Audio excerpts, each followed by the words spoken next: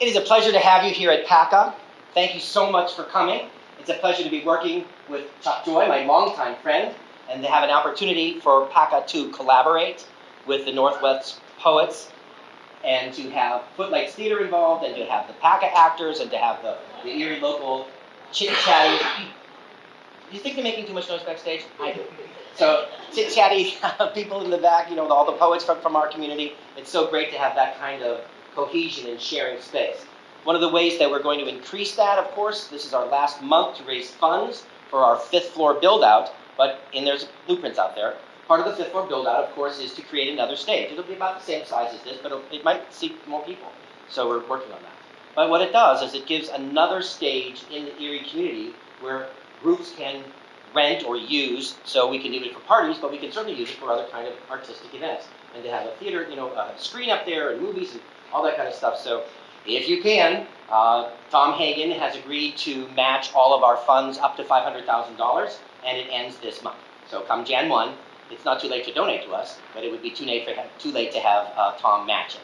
So please join us and go on our website and come see what our news is, and then get ready. Come January, we have a brand new season. We have 14 plays scheduled for this coming show and over 90 performances. So we hope to have a very active year this year. So thanks so much for coming to PACA. And I'm working with my friend Chuck Joy. Thank you, Mark. That was great. How about a hand for Mark? I am Chuck Joy, and I also represent NWPA Poetry, as sort of a grassroots affinity group supporting poetry in Erie and certainly supporting this event and collaboration. If you could all just take a minute and think when you first became aware of Spoon River Anthology, whether it was on the way to this event today or in high school. In my case, it was high school. And years later, I became aware of it again, wandering the stacks of the Bayfront Library, and there it was. And I thought, this is a great time to read it. I'm the poet laureate of Erie County. That's when that happened. And I read it. And I liked being poet laureate so much, I applied for a second year, and I needed a new project. And having just read Spoon River Anthology, I thought, how perfect. And that led to a partnership with the Erie County Public Library and a presentation of selected poems from Spoon River Anthology in 2020. It was January. Spoon River has a much bigger history of productions than that. And as a poet, and among poets, I'm excited to be here working where the theatrical element of poetry is up front. It's a great opportunity for collaboration. And credit to Edgar Lee Masters, who for Spoon River Anthology wrote over 200 poems, all of them titled with the name of and written in the voice of a different fictional character who has died and is buried in the cemetery at Spoon River, Illinois. And they speak to us. We have 25 speaking to us, so I hope you enjoy hearing what they have to say. Did I forget anything? We have to tell them not to turn off their phones. Yes, so then make sure that you turn off your phones. We were recording, and having it, of course, ring out during somebody else's performance kind of cuts into their quality of their work. All right. Thanks so much. Enjoy the show.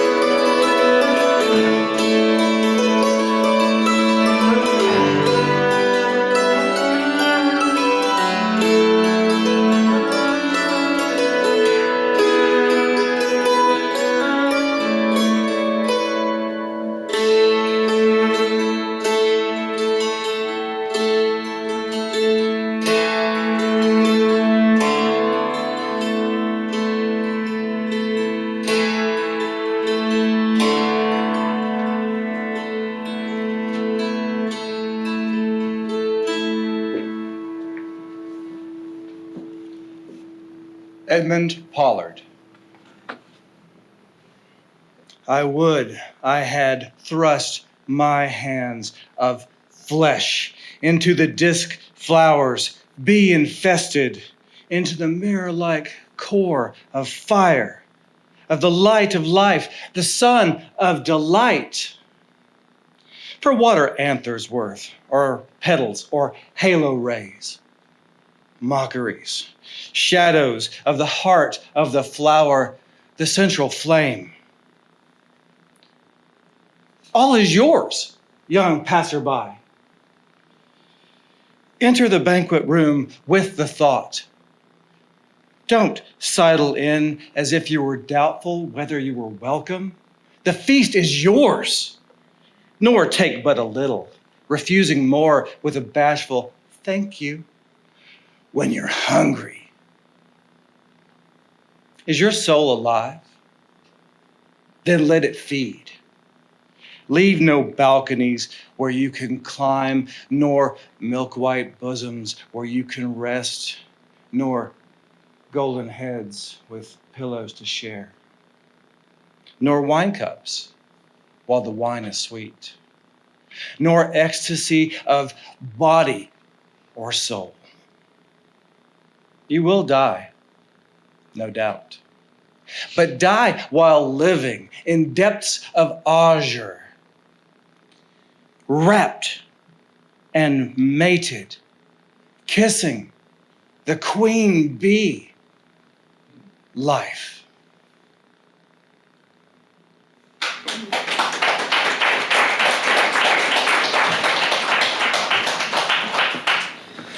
George Gray.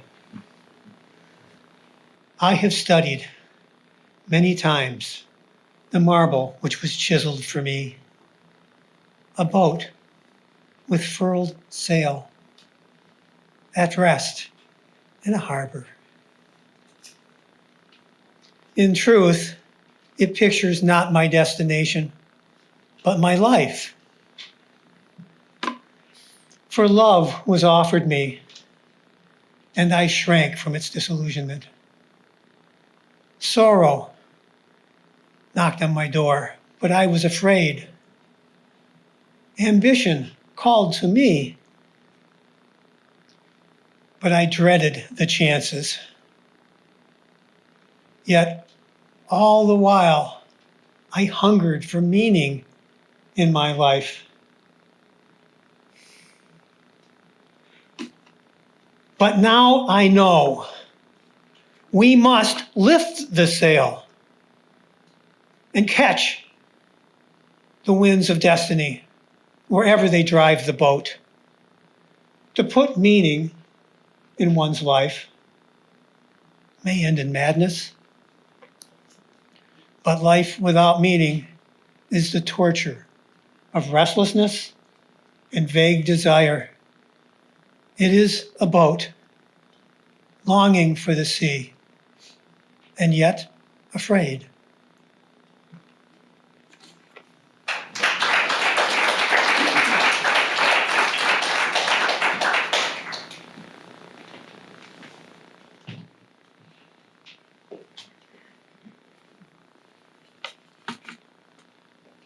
Lois Spears. Here lies the body of Lois Spears, born Lois Fluke, daughter of Willard Fluke, wife of Cyrus Spears, mother of Myrtle and Virgil Spears, children with clear eyes and sound limbs. I was born blind. I was the happiest of women as wife, mother, and housekeeper, caring for my loved ones and making my home a place of order and bounteous hospitality. For I went about the rooms and the garden with an instinct as sure as sight, as though there were eyes in my fingertips. Glory to God in the highest.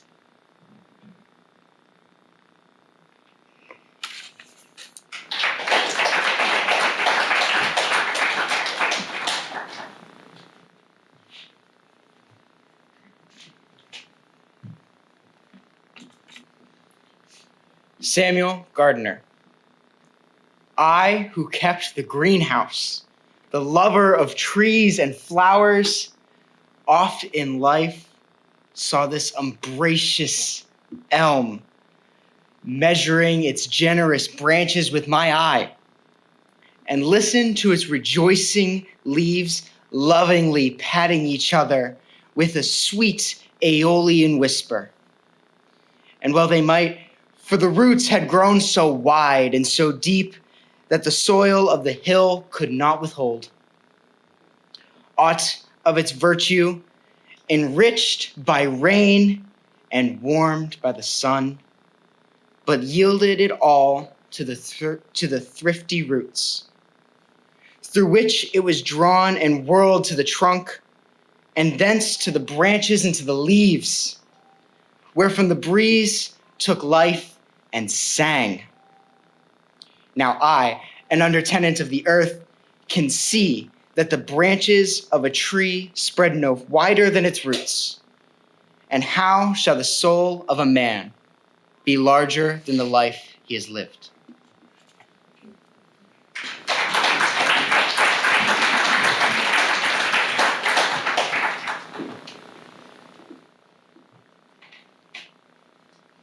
Now, crit.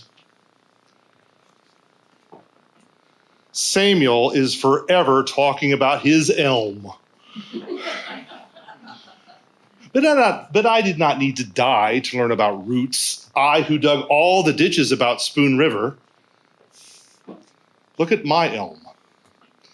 Sprung from as good a seed as his, sown at the same time, it is dying at the top. Not from lack of life, nor fungus, nor destroying insect as the sexton thinks. Look, Samuel, where the roots have struck the rock and can no further spread. And all the while, the top of the tree is tiring itself out and dying, trying to grow.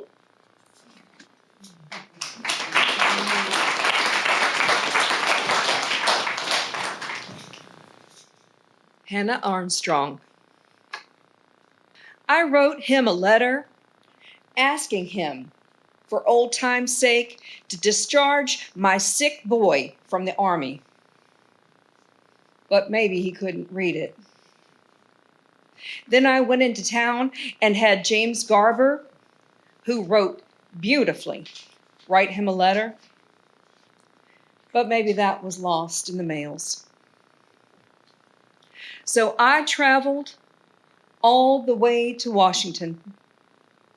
I was more than an hour finding the White House. And when I found it, they turned me away, hiding smiles. Then I thought, oh well, he ain't the same as when I boarded him and he and my husband worked together. And all of us called him Abe, there in Menard.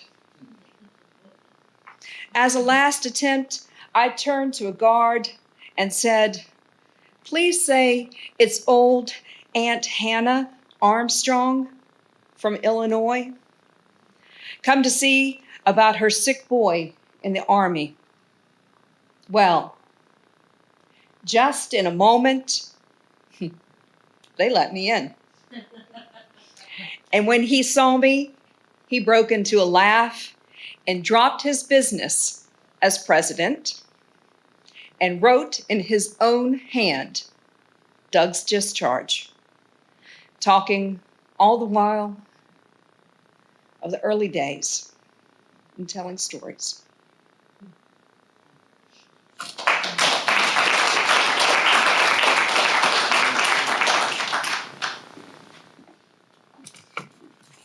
Sarepta Mason. My life's blossom might have bloomed on all sides, save for a bitter wind which stunted my petals. On the side of me which you in the village could see, from the dust I lift a voice of protest. My flowering side, you never saw. Ye living ones, ye are fools indeed, who do not know the ways of the wind and the unseen forces that govern the processes of life.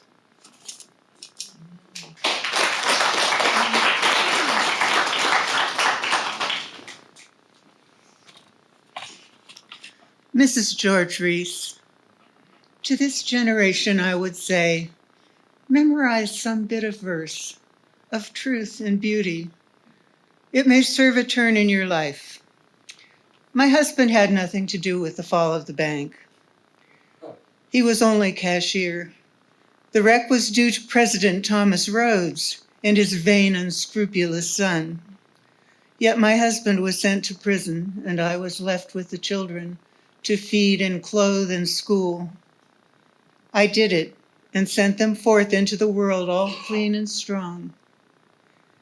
And all through the wisdom of Pope the poet, act well your part, their honor lies.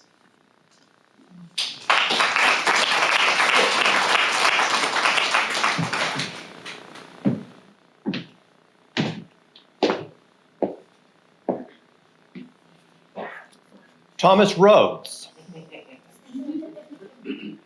Very well, you liberals, navigators into realms intellectual, you sailors through heights imaginative, blown about by erratic currents, tumbling into air pockets, you Margaret Fuller slacks, Pettits, Tennessee Claflin slopes. You found with all your boasted wisdom how hard at last it is to keep the soul from splitting into cellular atoms, while we, seekers of earth's treasures, getters and hoarders of gold, are self-contained, compact, harmonized, even to the end.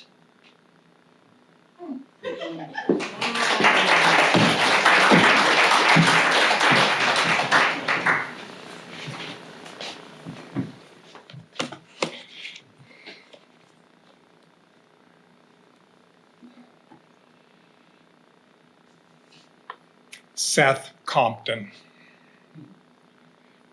When I died, the circulating library, which I built up for Spoon River and managed for the good of inquiring minds, was sold at auction on the public square, as if to destroy the last vestige of my memory and influence. For those of you who could not see the virtue of knowing Volney's ruins, as well as Butler's Analogy and Faust, as well as Evangeline, were really the power in the village. And often you asked me, what is the use of knowing the evil in the world? Choose your own good and call it good. For I could never make you see that no one knows what is good who knows not what is evil. And no one knows what is true who knows not what is false.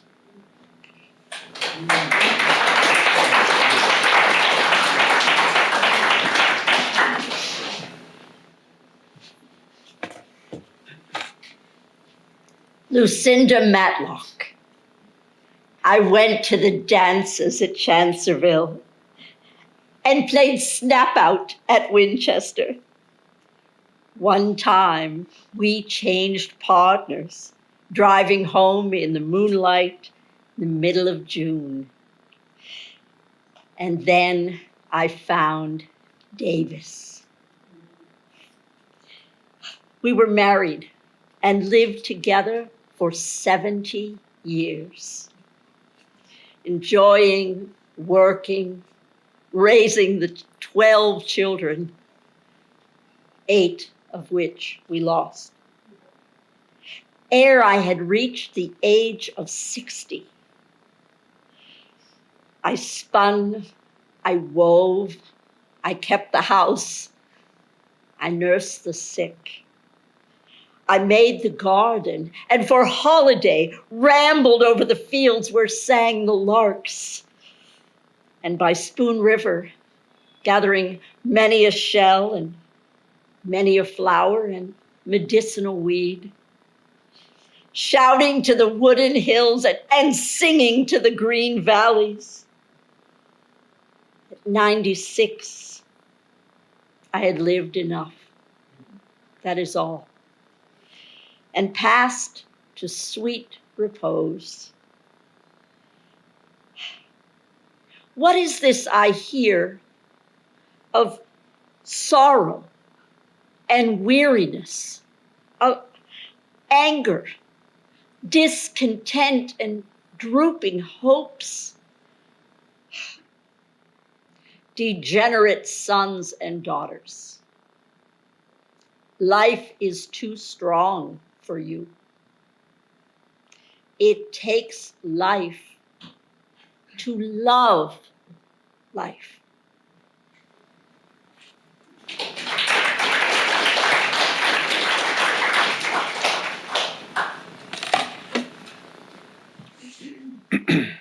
Benjamin Pantier.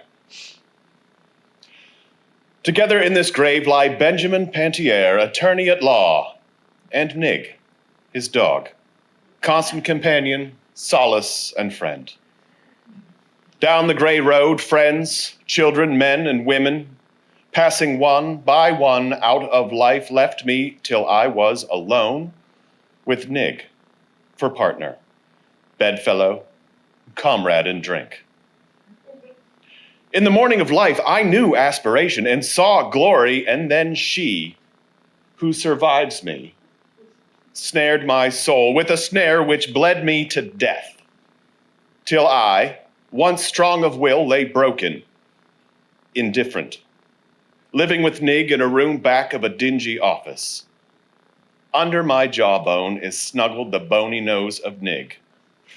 Our story is lost in silence. Go by, mad world.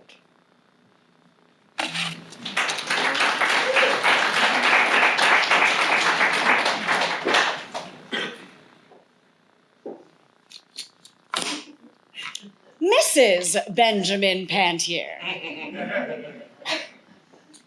I know that he told that I snared his soul with a snare which bled him to death. And that all the men loved him, and most of the women pitied him. But suppose you are really a lady and have delicate tastes and loathe the smell of whiskey and onions. And the rhythm of Wordsworth's ode runs in your ears while he goes about from morning till night, repeating bits of that common thing. Oh, why should the spirit of the mortal be proud?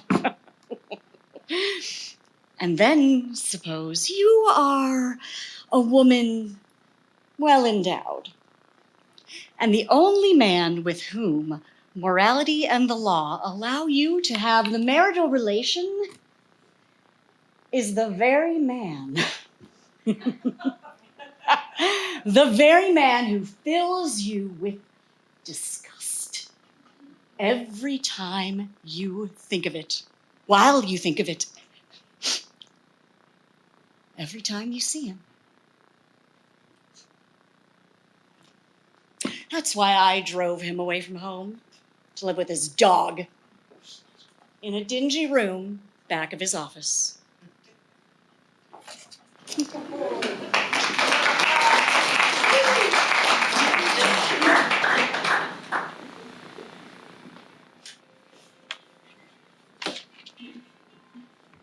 Reuben Pantier. Well, Emily Sparks, your prayers were not wasted. Your love was not all in vain. I owe whatever I was in life to your hope that would not give me up, to your love that saw me still as good. Dear Emily Sparks, let me tell you the story. Past the effect of my father and mother, a milliner's daughter made me trouble, and out I went in the world, where I passed through every peril known of wine and women and joy of life. One night, in a room in the Rue de Rivoli, I was drinking wine with the black-eyed cocotte, and tears swam into my eyes. She thought they were amorous tears and smiled for thought of her conquest over me. But my soul was 3,000 miles away in the days when you taught me in Spoon River. And just because you no more could love me, nor pray for me, nor write me letters, the eternal silence of you spoke instead. And the black-eyed cocotte took the tears for hers as well as the deceiving kisses I gave her. Somehow, from that hour, I had a new vision, dear Emily Sparks.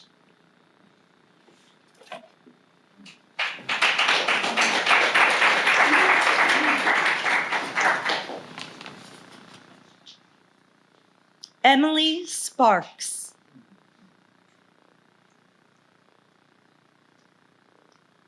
Where is my boy?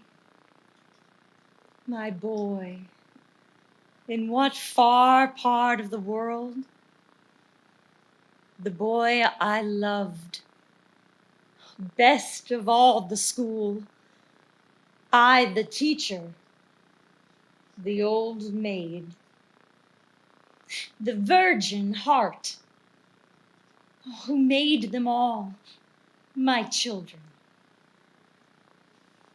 Did I know my boy aright, thinking of him as a spirit aflame, active, ever aspiring? Oh, boy, boy, for whom I prayed and prayed in many a watchful hour at night. Do you remember the letter I wrote to you of the beautiful love of Christ? And whether you ever took it or not, my boy, wherever you are, work for your soul's sake, that all of the clay of you, all of the dross of you, may yield to the fire of you, till the fire is nothing but light. Nothing but light.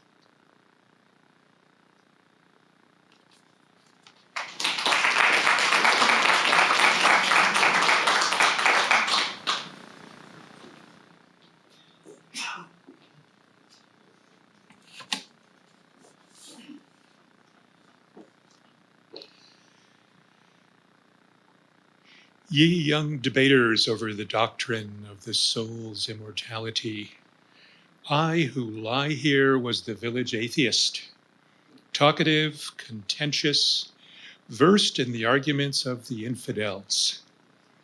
But through a long sickness, coughing myself to death, I read the Upanishads and the poetry of Jesus, and they lighted a torch of hope and intuition and desire, which the shadow, leading me swiftly through the caverns of darkness, could not extinguish. Listen to me, ye who live in the senses and think through the senses only. Immortality is not a gift. Immortality is an achievement, and only those who strive mightily shall possess it.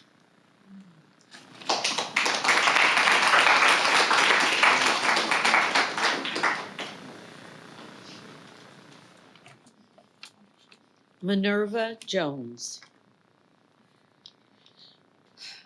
I am Minerva, the village poetess, hooted at, jeered at by the yahoos of the street for my heavy body, cock eye, and rolling walk. And all the more when Butch Weldy captured me after a brutal hunt. He left me to my fate with Dr. Myers, and I sank into death, growing numb from the feet up, like one stepping deeper and deeper into a stream of ice? Will someone go to the village newspaper and gather into a book the verses I wrote? I thirsted so for love. I thirsted so for life.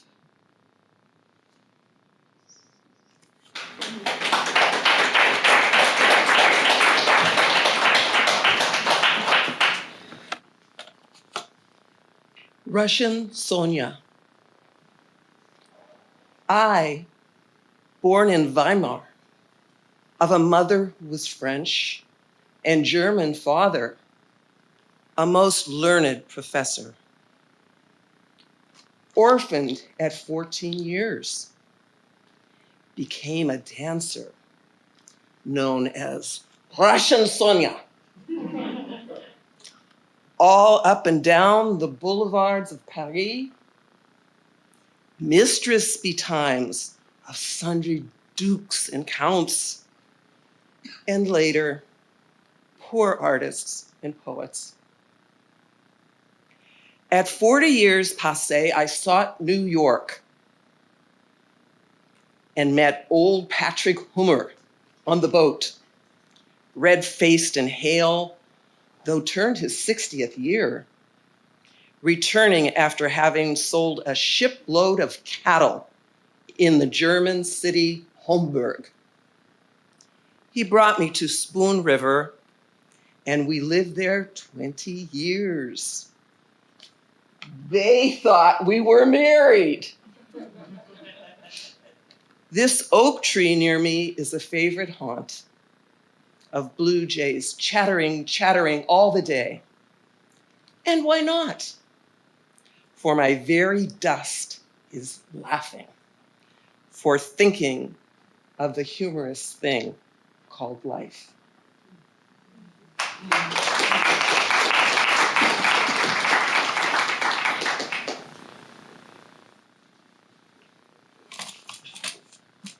Fiddler Jones. The earth keeps some vibration going there in your heart, and that is you. And if the people find out that you can fiddle, why, fiddle you must for all your life. What do you see? A harvest of clover or a meadow to walk through to the river? The winds in the corn, you rub your hands for beeves hereafter ready for market. Or else you hear the rustle of skirts, like the girls when dancing at Little Grove. To Cooney Potter, a pillar of dust, or whirling leaves meant ruinous druth. They looked to me like red-headed Sammy stepping it off to Tour-a-Lure.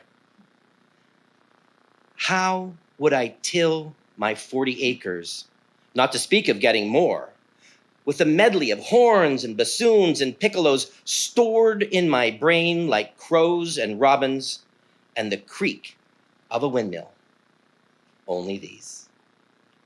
And I never started to plow in my life that someone did not stop on the road and take me away to dance or picnic. I ended up with 40 acres. I ended up with a broken fiddle and a broken laugh and 1,000 memories and not a single regret.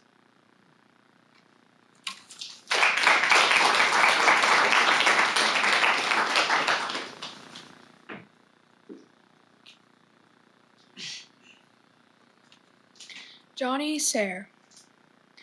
Father, thou canst never know the anguish that smote my heart for my disobedience the moment I felt the remorseless wheel of the engine sink into the crying flesh of my leg.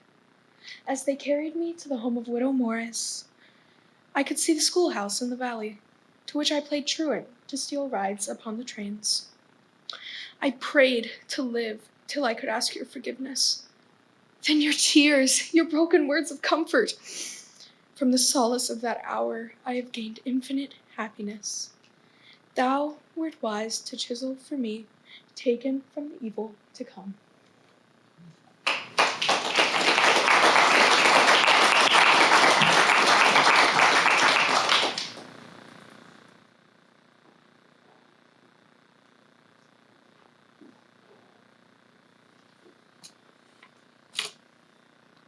Margaret Fuller Slack.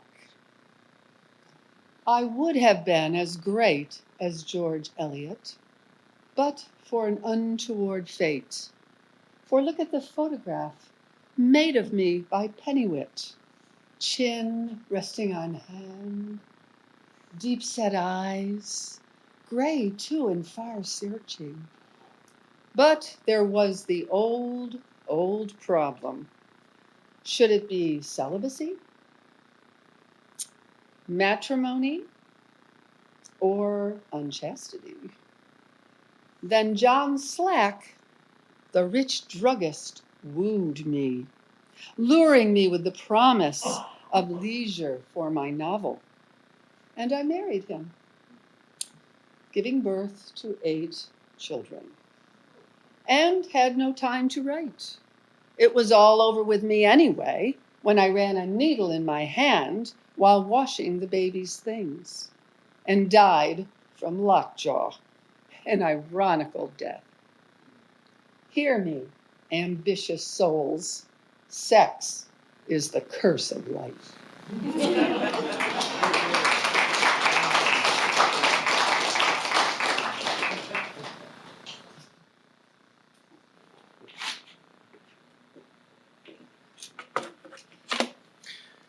Roscoe Percapile. She loved me. Oh, how she loved me. I never had a chance to escape from the first day she saw me. But then, after we were married, I thought she might prove her mortality and let me out. Or she might divorce me. But few die, none resign. Then I ran away and was gone a year on a lark. But she never complained. She said all would be well, that I would return. And I did return. I told her that while taking a row in a boat, I had been captured near Van Buren Street by pirates on Lake Michigan, bound and kept in chains. So I could not write her. She cried and kissed me and said it was cruel, outrageous, inhuman. I then concluded our marriage was a divine dispensation and could not be dissolved except by death. I was right.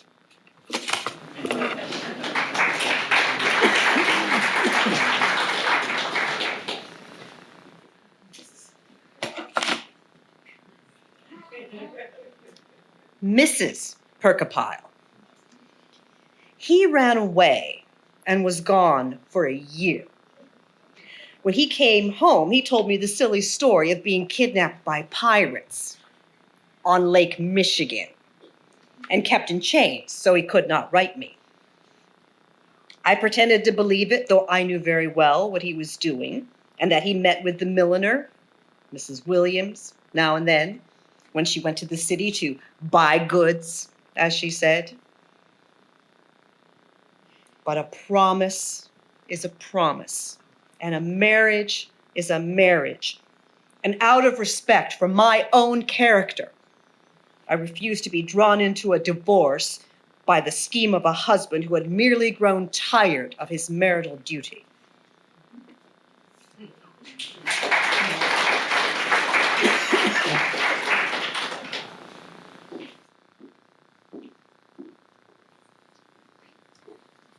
Dora Williams.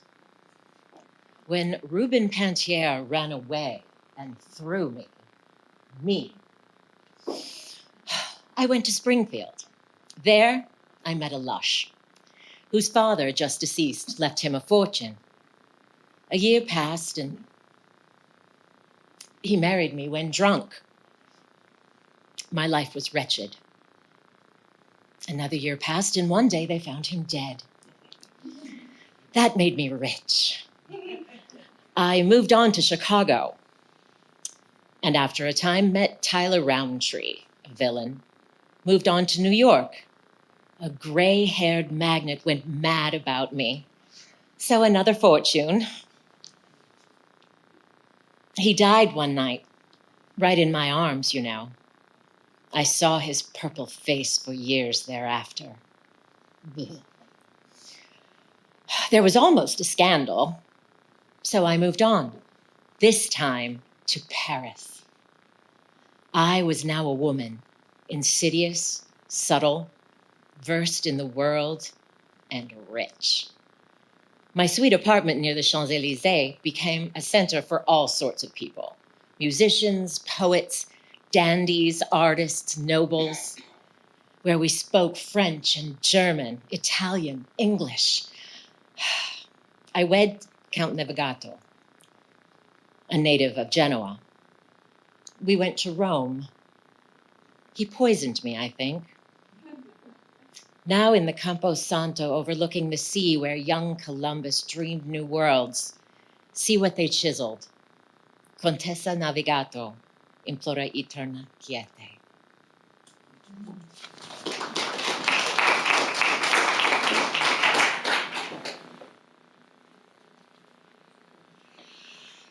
Lyman King. You may think, passerby, that fate is a pitfall outside of yourself, around which you may walk by the use of foresight and wisdom. Thus, you believe, viewing the lives of other men as one who in godlike fashion bends over an anthill, seeing how their difficulties could be avoided. But pass on into life.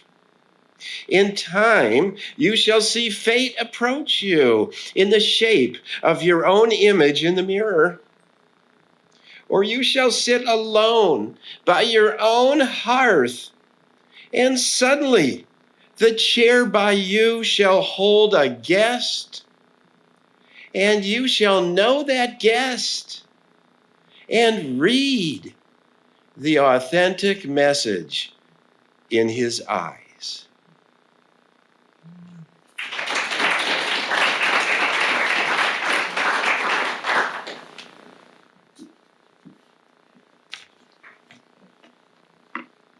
Theodore, the poet.